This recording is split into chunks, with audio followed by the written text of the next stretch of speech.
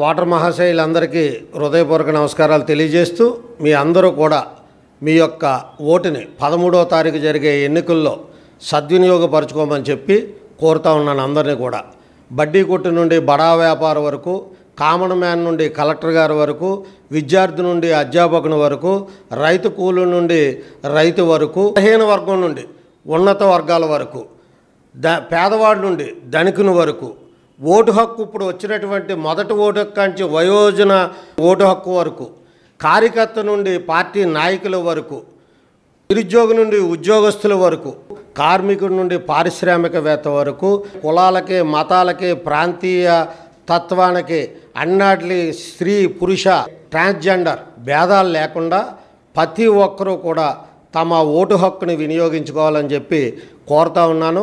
ఈ ఓటు అనేటువంటిది మనకు ఒక ఆయుధం. ఇది 5 సంవత్సరాలకు ఒక్కసారి మనకు వస్తుంది.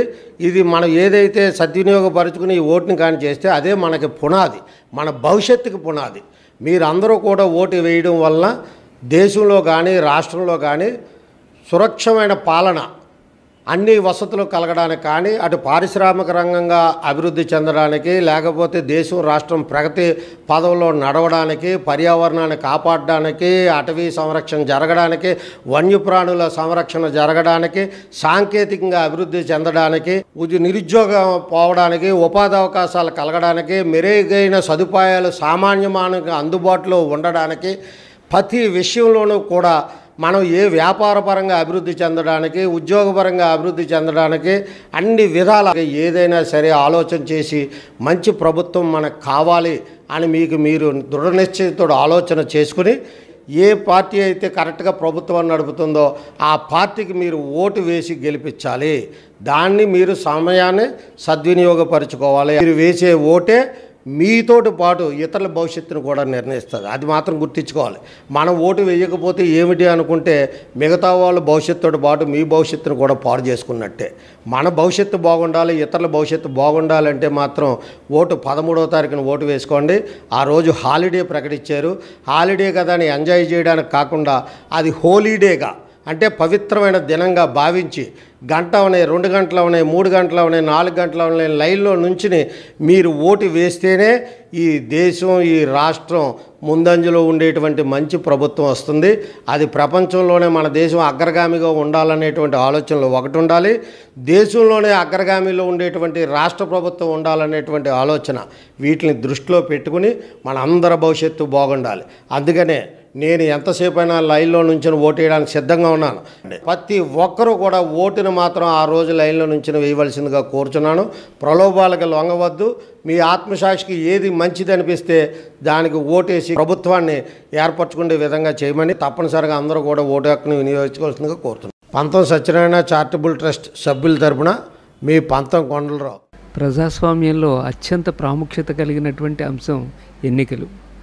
ప్రజల్లో ప్రతి వాళ్ళకి కూడా కులంతో సంబంధం లేదు, మతంతో సంబంధం లేదు, డబ్బునివాడా డబ్బు లేనివాడా ఏది కూడా అడ్డంకి లేకుండా అందరికీ కూడా సమానంగా ఉండేటటువంటి ఒక విలువగల ఆయుధం ఓటది. ఆ ఓటుని దుర్వినియోగం చేసుకోకుండా ప్రతి వాళ్ళు కూడా మనం ఒక్కళ్ళమే వేయాలేంటి ఓటు అని ఏదో రాజుగారు మజ్జిగ కథలాగా మనం వేయకపోయినా పోయిందే ఉంది అనేటటువంటి అంశంతో చాలా కాలం ఓటుని దుర్వినియోగం చేసుకోవడం జరిగేది. అంటే వెళ్లకుండా వేయకుండా ఉండడం అనేటువంటిది అది నిజానికి దేశద్రోహంతో సమానం. తప్పనిసరిగా ఓటు హక్కు వినియోగించుకోవాలి. మంచి పరిపాలన ఎవరైతే అందిస్తారో వాళ్ళకి ఓటు వేయాలి. మనకు ఒక ప్రావిజన్ ఉంది, నోటా అనే ప్రావిజన్. కానీ నోటాకు ఓటు వేయడం అంటే దాని అర్థం ఏమిటంటే ఓటుని, ఆ హక్కుని పోగొట్టుకోవడం లాంటిది. అందుకనే బేరీజ్ వేసుకుని రిలేటివ్గా మన రాష్ట్రానికి, కేంద్రానికి సంబంధించినంతవరకు కూడా ఎవరైతే భవిష్యత్తుకి మనకి మంచి పరిపాలన అందజేస్తారో వాళ్ళకి ఓటు వేయడం ఆ రోజు తప్పనిసరిగా అందరూ కూడా తమ హక్కును వినియోగించుకోవాలని కోరుకుంటున్నాను. నా పేరు మాధవి. ఈ నెల 13 జరిగే ఎన్నికల్లో నా ఓటుని వినియోగించుకుంటున్నాను. మీరందరూ కూడా ఓటుని వేసి మన భారతదేశ భవిష్యత్తుకు బాటలు వేయండి. జై భారత్, జై జై భారత్.